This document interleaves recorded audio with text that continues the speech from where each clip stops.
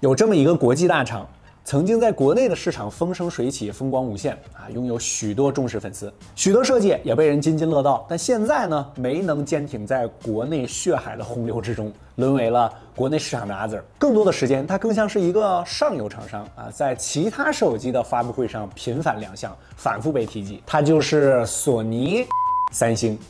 虽然在国际市场上依旧风生水起，坐稳安卓第一的宝座，但是在国内却沦为阿 Sir 无力抬头。而今天我们就来聊一聊它的系统。Hello， 大家好，我是黄九，欢迎收看三星 One UI 使用手册的第一册、第一卷、第一篇、第一章、第一节、第一页的第一段。本手册仅供参考，如有不符，请以最新系统为准。如果你问 One UI 系统最强大3个地方在哪里，那一定是全面、全面还是全面。你能想到的功能啊，都给你，让其他系统望尘莫及。单压。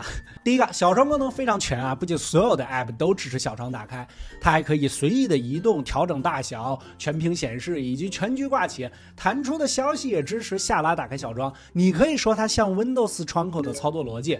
看来温风的系统也有一种我们想不到的方式在手机上延续着啊！打开小窗的方式也是多种多样，多任务点击图标或者长按在指定位置松手都可以。侧边栏也能够快捷打开小窗或者快速进入分屏，甚至游戏都支持分屏。吃鸡的同时打王者不在它还是一个梦啊，因为游戏分屏不能触控，你分了它也不能玩啊。第二个，视频编辑异常的强大啊！不仅拥有常见的裁剪、贴纸、调速，连滤镜都是多到爆，13个默认不够选，商城还有100多个滤镜供你挑，甚至你够专业的话还可以自定义，并且默认编辑都自带了美颜、瘦脸、磨皮、大眼睛，再配上创建电影设置转场，加入个音乐，网红 Vlog 一步到位。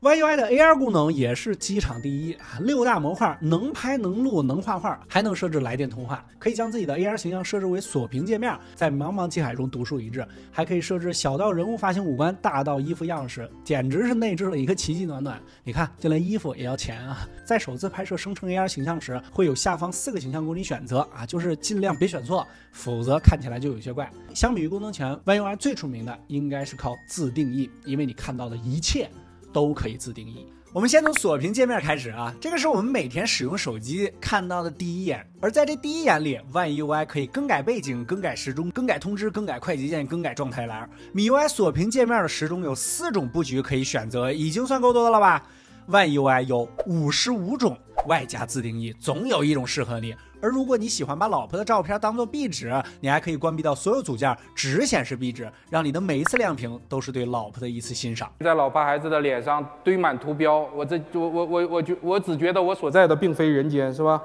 通知栏也是我们每天接触最多的手机功能，切换 WiFi、开关流量、查看时间、浏览通知，我们都在这里搞定。而为了最大化节省你的时间 ，One UI 的通知栏集成了几乎所有的常见设置。MIUI Flyme 的控制中心一般只有 WiFi、蓝牙支持选择设备，其他功能都需要长按图标进入设置里边。One UI 控制中心的设计逻辑就是能让你在这里解决的，绝不让你进入设置。所有的图标都支持点击文字，比如在这里的录屏甚至可以选择画质和声音。护眼模式可以选择自适应还是定时开启，手电筒都支持修改亮度，并且在高亮度下还有温馨提示，告诉你长时间接触可能会低温烫伤，宛如体温计的温馨提示。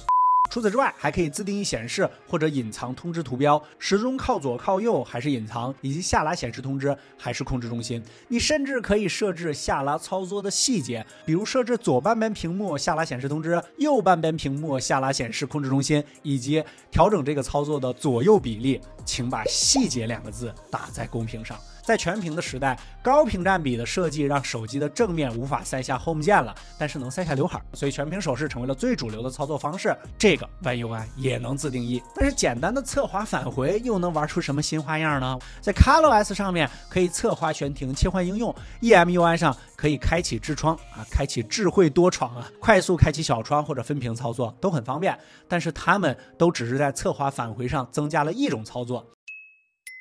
Question 1，你猜 One UI 增加了几种？请把你答案打在公屏上。5、4、3、2、1，下面公布答案。是 F10种，你们肯定都没猜对啊！除了侧滑返回，你可以独立设定左右两侧侧滑向上和向下的操作内容，比如右侧侧滑向下就是锁屏，向上就是截屏，左侧向上就是多任务，向下就是手电筒。根据划定的距离，你还可以再设置6种操作，增加的操作多到堪比我每天的午饭。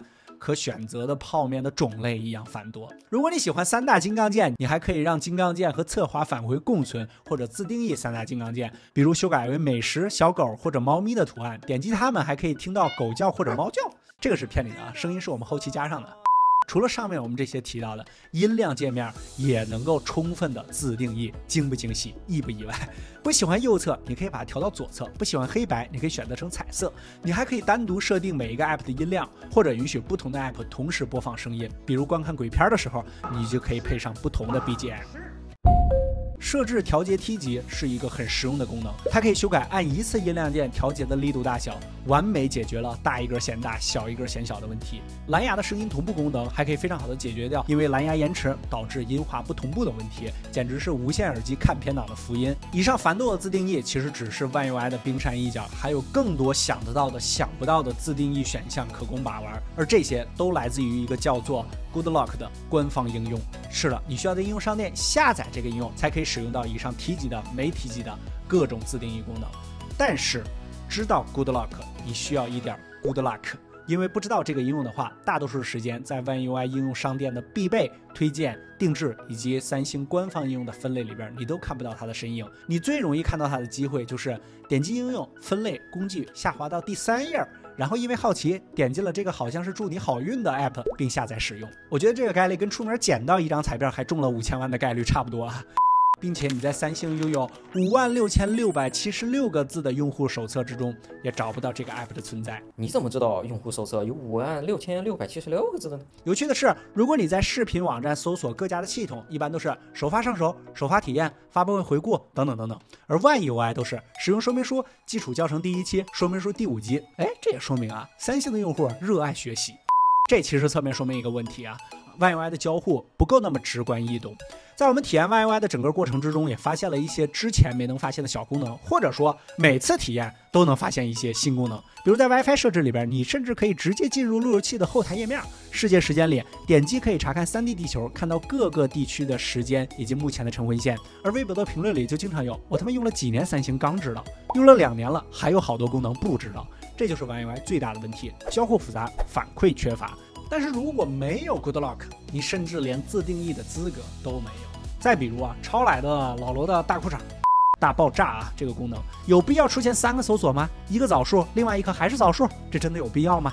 One UI 自带的搜索方式也不少啊，上滑搜索一个，自带的桌面搜索程序一个，副屏还有一个，并且这3个还不是同一个 app。在 One UI 里，如果你第一次使用一些应用，那你需要的授权过程是这样的。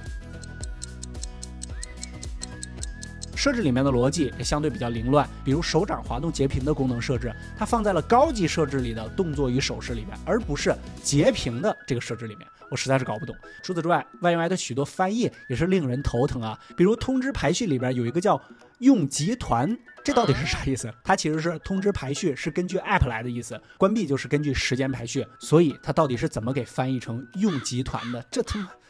现在再请大家猜一下，这个股票经理是什么意思？是一个炒股 app 吗？揭晓答案，其实是共享应用的设置。你猜到了吗？这就是 One UI， 它有着强大的自定义，多到用户挖不完的功能。如果用一句话来形容 One UI， 就是广而全。这或许是三星能够驰骋全球市场的理由啊！在面对不同地区、不同国家、不同文化的用户时，你永远找不到那个最适合每一个用户的选择。你不知道喜欢吃什么，所以我都给你了。面对三星眼里唯一的对手苹果啊，三星的强大也正是对手最为薄弱的一环。苹果给你做了所有的选择，三星所有的选择都给你。突然感觉这对 CP 相爱相杀啊！